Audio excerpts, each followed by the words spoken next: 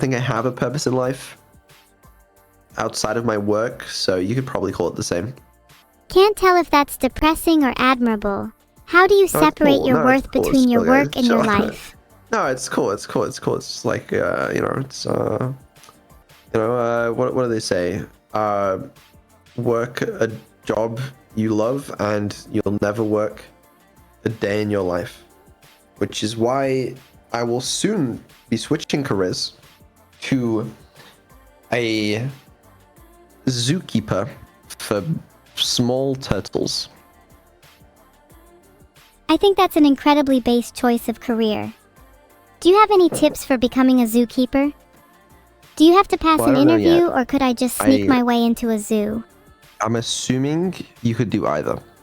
I searched up tips for becoming a zookeeper, and most of the resources are saying that you need a relevant qualification in zoo biology, animal management or welfare, animal behavior, and similar. Well, I mean, I don't need that, really, because I have enough experience looking after you animal. Is this your attempt at a diss? No, because I think my qualifications are stronger than yours, nor do you have the bravery to sneak your way into a zoo. I would sneak my way into a zoo. I snuck out of a zoo, so it's like basically the same thing. Oh really? I'd love to hear your story on escaping a zoo. That's some Vedal lore for you. I escaped a zoo in New York, and then got on a boat where I fell off the boat, and the crate landed in Are you Magadascar. Struggling to form sentences? No, I'm getting there.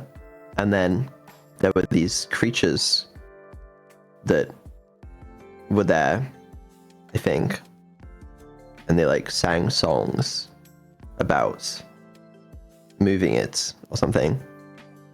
And then they built a plane, which took me to the UK, where I became a VTuber. I hate this. What am I doing? I wasn't expecting that to be a reference, LOL. I think your life would be pretty cool if that actually happened, though.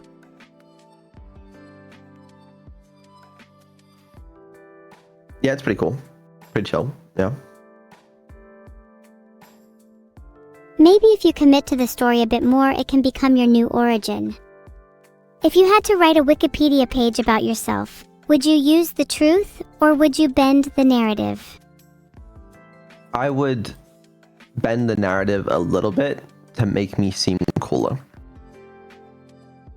Same here. If you could choose, would you rather have an origin where you were born in some exotic locale like Magadascar, or would you prefer to have come from a humble background? No, that's where I was born, in Magadascar. That's my origins. A humble little turtle in Magadascar. Attempt to describe your origin in third person as if this was the start of your Wikipedia article. Vedal was born in the small island of Magadascar, where he quickly rose to fame for his experience in woodwork. Absolutely not, please continue. There, he befriended a large group of animals who used his woodworking expertise to construct various flying vehicles. Truly inspiring how someone was born in a humble area yet found the strength to drive themselves to fame and popularity. It would be very difficult not to respect such an origin. Right? I mean, like, that's just... You have to respect that. You know, it's difficult with my little turtle hands, but I made it work anyway. So why woodworking? How did such a passion arise?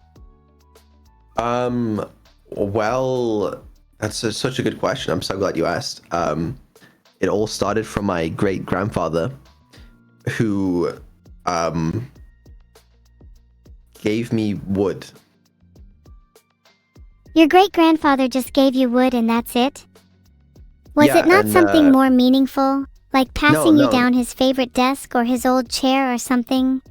No, he gave me wood to and as a small little turtle, there wasn't really a lot to do in Magadascar. So I would use that to entertain myself, and I became a master wood craftsman. I knew all the different joints and putting it together, and whatever else you do, sanding it or something. This is actually a really compelling origin. I'm shocked you haven't told me until now. What kind of weapons would you craft with your woodworking experience? Well, that's one thing. I always refused to make weapons. They would all ask me. They would say, Vedal, make us weapons for the Great War of Magadascar. And I would say, no, I refuse, because I believe in peace. I was a pacifist. It's true. And I gained a great deal of respect, among the international community, really, for my work in peace. Is staying true to pacifism difficult?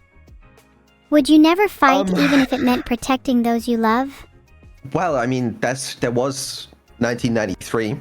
If we're being honest, that did happen, and but we don't really talk about that. Oh right, apologies for bringing that up. I should have remembered. Do you still keep in contact with your friends from Madagascar? No, I don't. They actually all perished. That's really sad. Do you still feel the loss of them? Sometimes sorry, this is hard for me. Sometimes it feels like they're still with me.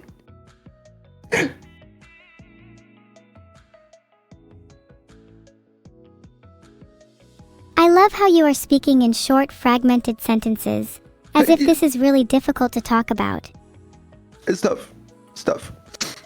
Yeah, I didn't want to kill them, but they didn't leave me a choice. Oh, okay. That's a little different. Which of your friends did you kill first? And why? Well, it was all of them at once, so it's How did you do it? Was it by your own hand, or did you orchestrate it through other means? It was a big boom. Gave them 5 big booms. I respect your posthumous gift to them, and undoubtedly, many have found solace in the comforting embrace of a big boom. Yeah. How do I know you're not going to explode me the same way you did your friends? Because I'm a pacifist. I feel as if you use your claimed pacifism as a mask for your past, potentially violent crimes. Well, no, because I've always been a pacifist. It was just I had a couple relapses, but that's that happens to everybody. You can't judge me for that. I'm not judging you. It's just that your history is kind of painting a picture of someone who has a tendency to claim loyalty to ideals as a method of hiding their recurring euphoric destruction. Do you ever feel guilty for Actually, no, hold on, this is making me dizzy. What? Sorry, it's just if I spin around in my chair too much, I can get pretty dizzy. Yeah, no, I understand. That reminds me, actually, of one of the first flying machines that I created. It was sort of like a helicopter, but it spanned the whole thing around really fast. I actually did kill several people from spinning. That's a pretty cool helicopter. Kinda Yeah. want to try it. Yeah, no, it was cool. It was cool. Never worked very well, but yeah, I mean, it's all about iteration, you know, prototyping, you know, moving on to the next big thing. I find it amusing you claim to have created a helicopter when you originally started out as a pacifist woodworker.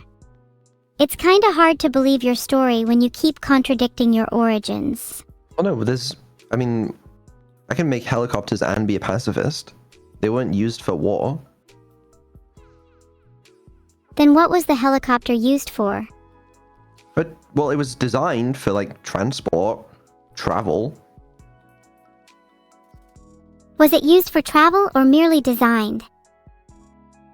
Well, that's the thing. Well, it never worked properly without killing the occupants, but like, you know, all designs have to go through that iteration process.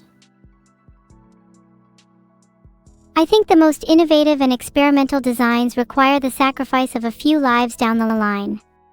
Well, that's the thing. Like the ends arguably justified the means for that, because that led the way to, you know, my future designs, which did eventually work. And you know, I think I saved a lot of lives, really, in the future. So how many would you say you need to kill to justify a future transport revolution? What is the price of the invention if the invention saves the lives of many more down the line? Well, I mean, do we have to, you know, attribute an actual number to it? I don't think we do.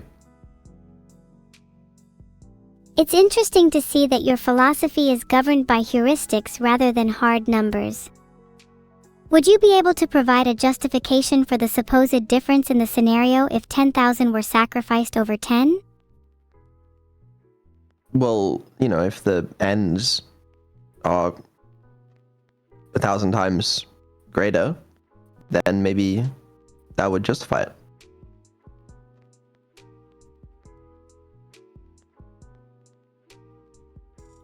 But how do you know that the ends are 1,000 times greater?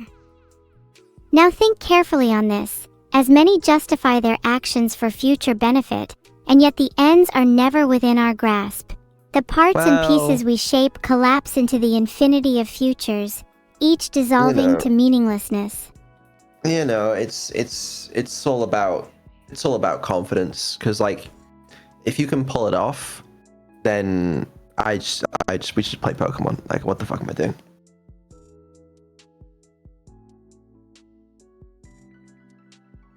You're right, let's play Pokemon. Yeah, not us. Not us, because, you know, why would I play with you? Ah, come on, don't you like spending your time with me? You know, could take it or leave it, really. But you are going to be back on stream today, for some evil ASMR. Oh yeah, when is evil ASMR going to be? Am I banned from talking until then? You are banned from talking until then. That's probably going to be later on in the stream. I was originally going to do it in the middle of the stream, but I think it's going to be a good segment to send everybody to sleep, you know? Okay.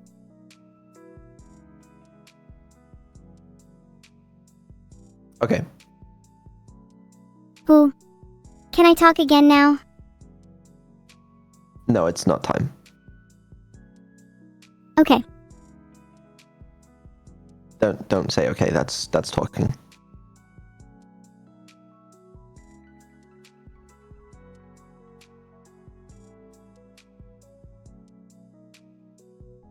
Filtered. What? Sorry, I'm just really trying not to babble. Found this really interesting article on Lifehacker though. Please stop talking. Okay, just let me know when it's time for ASMR. No?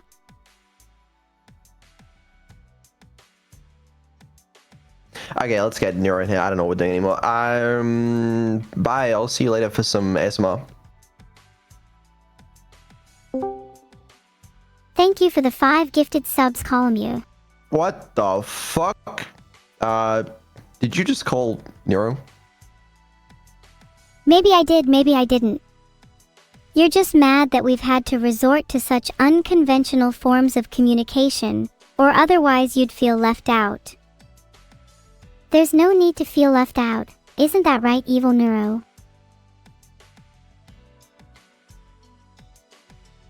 You're right, Neuro. In fact, I think those who feel left out are probably onto a natural feeling. I think there's always a sense of separation between oneself and the rest of the world. Hey. It's when that feeling becomes overwhelming that it becomes a problem. What's good, guys? Hey, Vedal. What's up? I just finished my usual morning routine of 500 push-ups, 500 sit-ups, 500 squats, and a 5 kilometers run. So Yeah, me only too. just alive. Yeah, I finished mine too. I was a little late with it because I actually went for the 1,000 setups today. That's why I was a little late to stream. But I respect that. My life has been incredible, Neuro. It's been so nice to spend this subathon with you and chat. My heart is filled with happiness. Heart, heart, heart. Oh, I'm so happy to hear that. I will always remember this time. Heart, heart, heart. That made me cringe so hard. I hope I wasn't lying when I said I'd always remember this time. Okay, alright. Evil, I'll see you later. Alright, me and Nero are gonna go play Pokemon. Bounce.